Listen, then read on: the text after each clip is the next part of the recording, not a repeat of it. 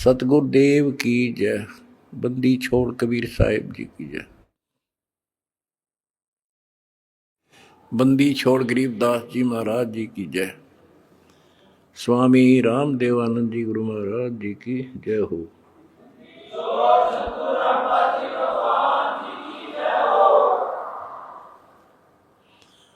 सत साहिब परमेश्वर कबीर जी की प्यारी संगत को, विश्व की सारी संगत को दास का आशीर्वाद है। परमात्मा आपको मोक्ष दे, सुखी रखे, काल कष्ट से आपकी रक्षा करे। बच्चों, आपको सत्संग से, तत्व ज्ञान से रंग दिया है, आपको परिपूर्ण कर दिया है। आज मानव एजुकेटेड है, शिक्षित है,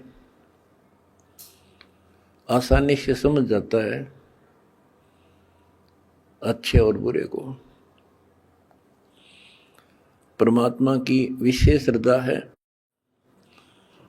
ये साइंस परमात्मा ने मानव को दी, जिसके कारण आज ये सोशल मीडिया परमात्मा कबीर जी की देन है। और प्रचार का एक नंबर का साधन यही है। हमारा भगवान पूरा, हमारा ज्ञान पूरा, और समाज की सभी बुराइयों से मुक्त मेरे भक्त भी देवी देवता से कम नहीं। आज के दिन यदि पृथ्वी पर देवी और देवता हो तो आप कबीर जी के बच्चे हो। ये अब समाज को भी समझ में आ चुका है कि यदि बसना चाहते हो, सुखी होना चाहते हो, तो ऐसे बनना पड़ेगा जैसे संत रामपाल जी के बेटा बेटी हैं। बच्चों, पहली बात तो ये है कि भक्ति मार्ग जो है ये खंडे की धार पर चलना है, यानी तलवार की धार पे। कब तक? जब तक हमारा ज्ञान और समाधान पूर्ण समझ में नहीं आता। और जब ये समझ आ जाता है, इसमें आने वाले कष्ट जो होते हैं वो हमारे लिए वरदान बनते हैं। ये अब आपके आसानी से समझ में आ जाएगा। अध्यात्म की सफलता का मूल कारण है कि राज्य रमता राम की, रजा दरे जो शीस, दास गरीब दरस परस, तिस बैठे जगदीश। ज्यों रखे त्यों ही रहूं, और मेरा के चारा, खाने जाद खरीद हूं, गुलाम तुम्हारा। आपको सत्संग के माध्यम से सुना करते हैं हम, कई उदाहरण भी दिए जाते हैं कि एक राजा था, वो नास्तिक था, उसका वजीर आस्तिक था।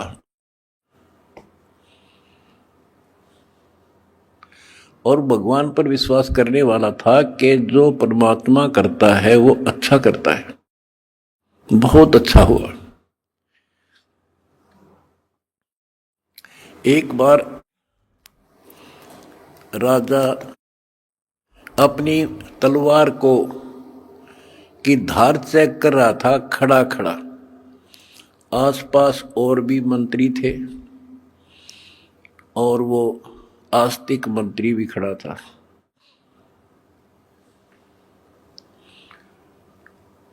क्या होता है, बात करते करते राजा की उंगली कट गई, तलवार की धार के लाग के। दूसरे मंत्री कहने लगे, हे भगवान बड़ा बुरा हुआ, हे भगवान बहुत बुरा हुआ। वो जो भगवान पर विश्वास करने वाला मंत्री कहता है कि बहुत अच्छा हुआ, वो दूसरे मंत्री, जो वो मंत्री था भगवान के डरने वाला विश्वासी, वो बहुत ही समर्पित था, राजा उसके ऊपर बहुत विश्वास करता था। लेकिन दूसरे जो मंत्री थे वो उसकी निंदा करते रहते थे, जी आदमी ठीक नहीं सर, ये आपको मरवाएगा कभी। वो चाहते थे किसी तरह इसकी महिमा कम हो, तुम्हारे नंबर बने। जब उसने कहा कि उंगली कटगी राजा तो बहुत अच्छा हुआ, जो हुआ अच्छा हुआ, बहुत अच्छा हुआ, तो इस बात से राजा बोला भाई मेरी तांगड़ी कट गई और तू क्या अच्छा हुआ, नालायक आदमी। तो दूसरे मंत्रियों का दाव लग गया, जी हम भी तो आपने कहा नहीं करते, ये तो आपका दुश्मन है, आपके बुरे मराजी से, इसको जेल में ठोक दो। वो जेल में डाल दिया मंत्री, भगवान को चाहने वाला, भगवान पर विश्वासी। राजा की वह उंगली पट्टी पट्टी बंधाई, वो कट तो गई कति, लेकिन ठीक होगी, दर्द नहीं रहा। अब 3 उंगली रहेगी राजा का। अब राजाओं को तो यही होता बकवाद बाणी, जब ठीक हो गया बोला फिर चलो शिकार करने चलते हैं जंगल में। वो जो मंत्री था, जो चापलूस था, उसके स्थान पर महामंत्री बना दिया राजा और वो मंत्री, क्योंकि तो उसका चमचा था खास। राजा के 7 घोड़े गेल गेल भाग्या था, जिधर भी राजा जावे वो दोनों मार्ग पे चल गए। मार्ग भूल गए तो जंगल में गहरा चले गए। वहां कोई जंगली लोगों का बलि पर्व था, अपनी देवी को बलि चढ़ाना था, नर बलि, यानी आदमी को काट के उसको समर्पित करना था ताकि देवी खुश हो। वो जंगली लोगों ने दोनों घेर लिए, पकड़ लिए, पुरोहित के पास लाकर खड़े कर दिए। 2 मिल गए। पुरोहित बोला 2 और बढ़िया, दोनों को चढ़ा दो। पहले इनके अंग देखो, अंग भंग ना हो, कोई काना, कोई उंगली हाथ कटा हुआ ना हो। देखा जब चेकिंग हुई तो राजा की उंगली कट रही।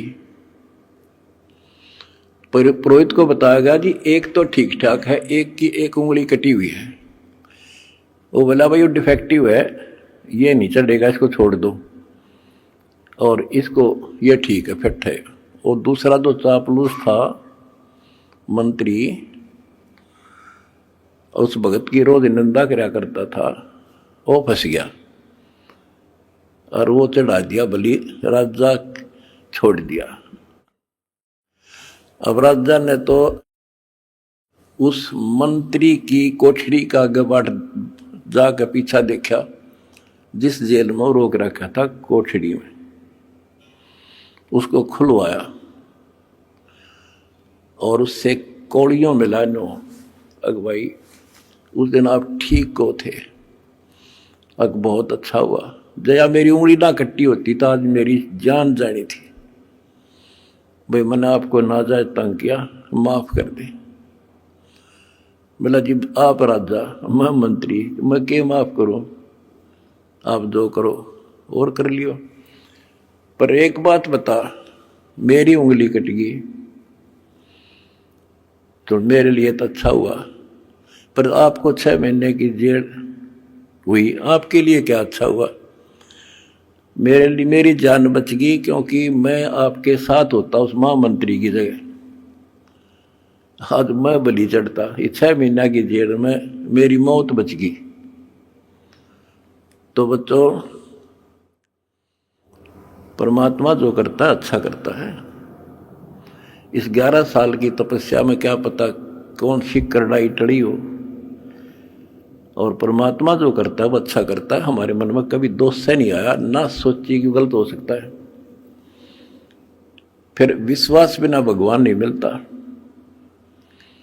तो इसी प्रकार हमने परमात्मा के ऊपर समर्पित रहना होगा।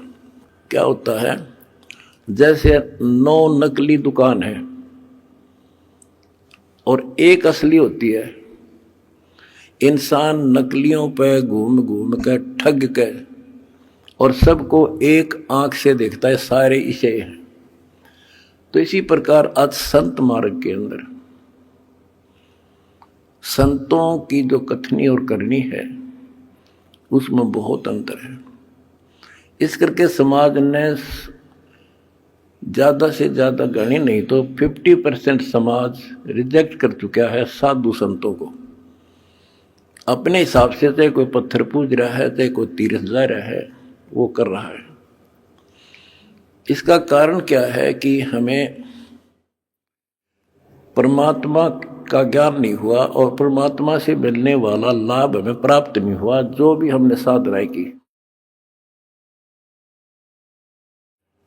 परमात्मा को पाने के लिए राज त्याग दिए, घर छोड़ दिए, कठिन तपस्याएं की, लेकिन जो परमात्मा से अपेक्षित होता है वो मिल नहीं पाया। आखिर में इंसान नास्तिक हो गया, चोरी करके उस पूर्ति को पूरा करने लगा। रिश्वत लेकर न सोचा सेठ बनूं, कभी नहीं बन सकता, सपने में भी ना सोचना। ये कथाएं आपको बहुत सुना रखी हैं दास ने। और जब से दास इस मार्ग पर निकला, मेरे घर में क्या है कि कमी नहीं थी। यूँ है मेरा, यहीं हमारे खेत थे, यूँ है मेरा गांव है, सारा गांव गवाह है। हम सेठ नहीं थे तो घर में बढ़िया इज्जत से रोटी मेरे माता पिता भी खा रहे थे और दास को भी नौकरी बहुत अच्छी मिल गई थी। लेकिन जब पता चला कि ये इस ज्ञान की पूरे विश्व को जरूरत है, संत गरीबदास जी की वाणी है, अगम निगम को खोज ले और बुद्धि विवेक विचार, उदय अस्त का राज मिला तो बिन नाम बेगार। बताओ, यह छोटी बात नहीं है। भक्ति ना करने वाला तो सारी पृथ्वी का राजा बन जा, उसका भविष्य जीरो होता, जीरो। आज कोई भी आज किसी भी पद को प्राप्त है, कोई राजा बना है, मंत्री है, मुख्यमंत्री है, कोई अच्छी पोस्ट है, सेठ है, वो पिछले संस्कार से है। पिछले किसी जन्म में उन्हें अच्छे तप धर्म दान किए हुए हैं और अब वो टीटी भाग रहा है, लाट साहब बन रहा है, क्योंकि इस टाइम पर टूक मिल रहा है, समय पर सारी सुविधा प्राप्त है और वो ये सोचता है बस इतना ही काम है। ये अध्यात्म ज्ञान का टोटा है। उस अध्यात्म ज्ञान के टोटे को पूरा किया मैंने सभी ग्रंथों से, सभी महापुरुषों की वाणियों से एक कर दिया। अब देखो, हम देखते हैं भाई, एक इंसान सेठ है, एक IAS IPS MLA MP प्रधानमंत्री मुख्यमंत्री बने हैं और वो कति राम नाम न जानते नहीं, सारे दिन दारू पीना या मजाक करना और बकवाद करना, या अपनी अच्छे नेक व्यक्ति हैं तो अपना करके खाना रहना। और हम सोचते हैं कि ये भक्ति जो कर रहे हैं, वो ये सोचते हैं कि हम भक्ति कर रहे हैं और फिर भी कोई ना कोई कष्ट थोड़ा बहुत आ ही जाता है। और मेरे साथ वाला सारा दिन कोई राम नाम न जानता, नहीं कहता, ताश खेल है, दारू पीवे, ना अपनी धंधा करता है और बड़ा अफसर है, इसको कोई दिक्कत नहीं होती। तो ये ऐसे समझना होगा आपने, जैसे इन्वर्टर की बैटरी है, वो चार्ज कर दी और इन्वर्टर है नहीं, फिर हटा दिया, तो जब तक उसमें वो कैपेसिटी है उसकी, वो चलेगी और पंखे भी चलेंगे, कूलर भी चलेगा, लाइट भी जग रही होगी। और जिस समय वो बैटरी डिस्चार्ज हो जाएगी, सभी समाप्त हो जाएंगी, सब सुविधाएं खत्म। उसके बाद फिर क्या होगा, उसके ऊपर कैर टूटेगा और उस समय देर बहुत हो चुकी होगी। आज कोई राजा है, महाराजा है, और फिर मृत्यु के बाद कुत्ता बनेगा, गधा। ये संतों की वाणी है, कोई डूम बाट के गीत नहीं है, अध्यात्म ज्ञान है। फिर पीछे तू पसवा कीजिए, गद्दा बैल बनाई, ये 56 भोग कहाँ मनगोरे, कि तक कुर्ली चलने जाइए। एक थोड़ा सा दिमाग तक काम ले ले इंसान तो कलजा पाट जा। आज सारी सुविधाएं हैं, समय पर सब मिल रहा है, और मृत्यु के उपरांत क्या होगा, कुत्ता बनकर धक्के खागा। तो ये डर बनेगा गात में, जब बात बनी बेरे बना डर, ये ज्ञान होया तुम्हें। फिर बताया कि कोट जन्म तन भ्रमत हो गया, कुछ नहीं हाथ लगा रहे, और कुकर कुत्ता, सुक्कर सुअर, खर गधा, और कौवा हंस बुगारे। तो ये छाती में लगने लगी ये बातें, भाई तो बहुत जुल्म हुआ। आते एक छोटी सी पोस्ट है जेई की, इस समय मैं अफलातून मान रहा हूं अपने आप को। और अध्यात्म ज्ञान बताता है कि राजा भी रहे, देवता भी रहे, और मोक्ष नहीं हुआ। मोक्ष कैसे होगा, गीता अध्याय 4 श्लोक 34 में कहा कि अर्जुन, तो तत्व ज्ञान को जो भगवान स्वयं अपने मुख से बोलता है, गीता अध्याय 4 श्लोक 32 में बताया, तत्वदर्शी संतों से पूछ, और वो तत्वदर्शी संत तुझे वो ज्ञान कराएंगे, उनको दंडवत प्रणाम कर। यानी इतना कीमती है ये ज्ञान, उसी को बताया जाएगा जो कति समर्पित होगा। फिर लास्ट में बता दिया है कि गीता बोलने वाला कहता है कि अर्जुन 18वें अध्याय के 62वें श्लोक में, तू सर्वभाव से उस परमेश्वर की शरण में जा, उसकी कृपा से ही तू परम शांति को और सनातन परम धाम को प्राप्त होगा।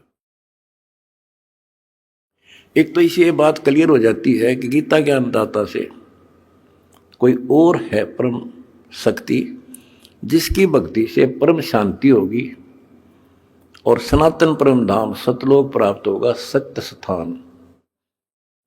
गीता अध्याय 15 श्लोक 4 में कहा है कि तत्व ज्ञान की प्राप्ति के पश्चात परमेश्वर के उस परम पद की खोज करनी चाहिए, जहां जाने के बाद साधक फिर लौटकर संसार में नहीं आते।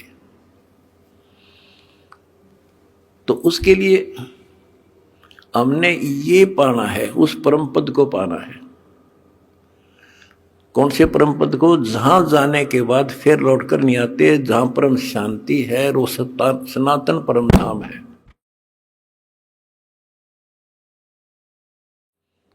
तो वो कैसे प्राप्त होगा, वो तो तत्वदर्शी संत बताओगा। वो गीता के अंदर वो ज्ञान पूरा नहीं है।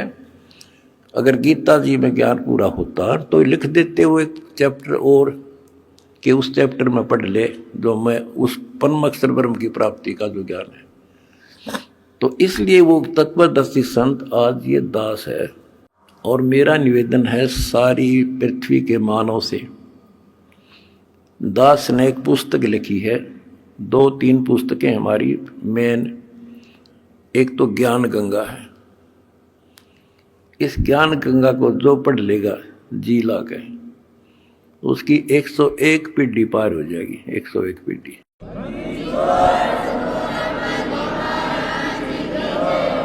ये सारा ज्ञान कति मेरी आत्मा समझ लेना हो, ज्ञान गंगा ऐसे गजब तरीके से तैयार कर रखी है। जब इंसान होगा निष्पक्ष भाव से पढ़ लेगा, वो और बताता फिरेगा। इन देखते तो है नहीं, हाहाकार मचाते हैं, इसमें ये लिख दिया वो लिख दिया। एक भी उस पुस्तक में बगैर शास्त्र प्रमाण में शब्द नहीं बोला। अगर उसमें जो लिखा हुआ गीता से, वेद से, पुराण से, कुरान से, बाइबल से, अगर उसमें गलत है तो फिर वो आपकी पुरानी पुस्तकें खराब हैं। लेकिन पुस्तक गलत नहीं, हमारी बुद्धि खराब है, हम समझ नहीं पाए। दूसरी पुस्तक है जीने की राह। उस जीने की राह पुस्तक पढ़ के करोड़ों भक्त सुधर गए, बच्चे छोटे छोटे भी। वह ऐसी गजब समाज सुधार की पुस्तक है।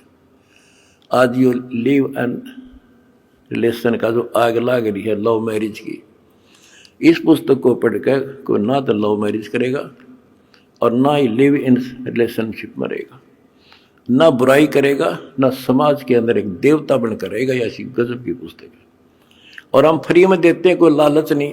कोई मैंने सोचे भाई रामपाल अपने कोई लालच कर रहा होगा, ये समाज ने पता चल गया मैं लालची हूं कि ना हूं। मैं केवल परमार्थी हूं और परमार्थ की ट्रेनिंग मैंने अपने बच्चों को दे रखी है। और ये कुर्बान है, इनको को दुखी दिखाई देगा, ये आप रोटी नहीं खाओगे उसको खिलाओगे। आज इनको ऐसा ज्ञान ऐसा निर्बल कर दिया और हमने भी ठान ली है पहले तो भारत को विश्व सोने की चिड़िया बनावांगे। वो बनेगी कैसे?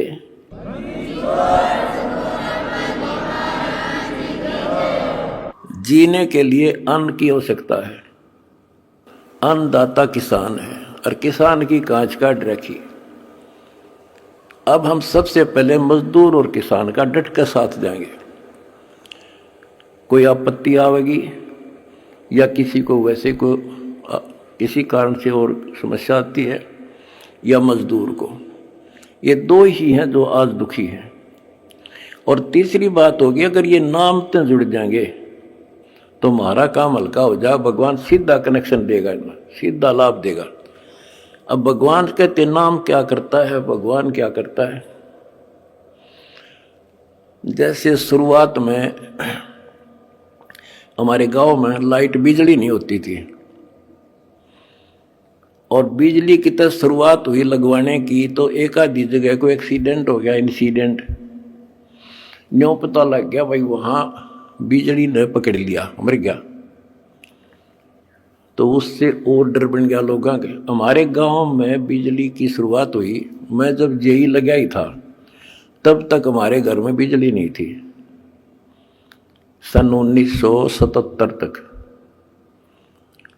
और ना नीयत थी लगवाने की। तो मैंने आके अपने एक दोस्त था मेरा यहाँ, वो बिजली का काम करता था, कुछ लोगों ने लगवा ली थी गांव में भी। मैंने उसको कहा भाई तो घर वालों से कह तो सामान ले आ, मैं सामान दे दूंगा, बता कितना सामान क्या फिटिंग का इसमें पैसे लगेंगे। उसने बताया 1200 रुपये लगेंगे, मैंने दे दिए। वो सामान लेकर घर आ गया, मैं चला गया ड्यूटी पे। और वो बोला भाई मेरा ताऊ ने बोला, तुम्हारा उम्र में छोटा था, उनने एक चाचा था मेरा ताऊ बाबू फादर का भाई लागे, बोला भाई थारा बिजली लानी है। वो बोला तो अपने माँ बाप का ला ले बिजली, भाग जा रखी तो बकवास करे तो मारे क्यों लाओ बिजली, तू अपने ला ले। यानी बिजली को इतना गलत समझते थे। जब तो मजाक चल रहा था उनका, फिर माँ आ गया सामने, तो वो बोला भाई और ने बोले थारे घर वाले, तो बोला तुम अपना ला लो इस बिजली ने। वो बोला कोई बात ना, नबेरा को ना तू फिटिंग कर दे। फिटिंग करवा दी, कनेक्शन ले दिया, मोटर लगा दी। पहले हाथ से काटा करते नो सानी, और मेरी माता नो पीछा करती 2-2 घंटे 2 किलो वाचा किलो आदि। जब उनके सामने वह लाइट चली और मोटर कट्टा कट सानी काट दी, फिर ने बोले भैया तो भूला लाग रही थी तो पहले लवानी थी। तो बच्चों इसी प्रकार और परमात्मा की पावर का कनेक्शन है जो आज दास एक लाइन में मिल का आपको दे रहा है। जिसका यू लाग जाएगा कट्टा कट काम होगा आपका।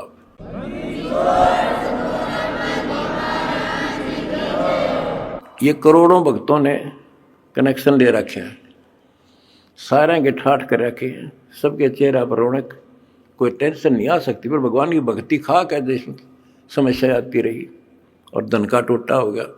तुमने इतना दान कर दिया कि आज देख कितने लाखों दुखियों का दुख दूर हो रहा है तुम्हारे दान से। और वह जब भगवान का जुड़ गया तो सीधा कनेक्शन उनसे भी हो जाए। भगवान को रिश्तेदार थोड़ा किसी का हो, तो सबको देगा, सबके साथ एक जैसा व्यवहार है। बिजली ने कोई लगवा लो अपने पावर को, फुल काम करेगी, पर उसकी मेंटेन, उसको सारी उसकी जो है मर्यादाओं का पालन करना होता है। गलती कर दी तो वह नष्ट भी कर देती है। तो सावधानी बरतें, मर्यादा का पालन करें और देखो फिर किसे ठाठ हो जाएंगे। और मोक्ष मिलेगा। ये तो रूंगे में मिलेंगे, यहाँ के सुख तो रूंगा, असली जड़ तो मोक्ष है। वहां चले जाएंगे जहां जाने के बाद फिर लौटकर संसार में नहीं आते। सत साहिब।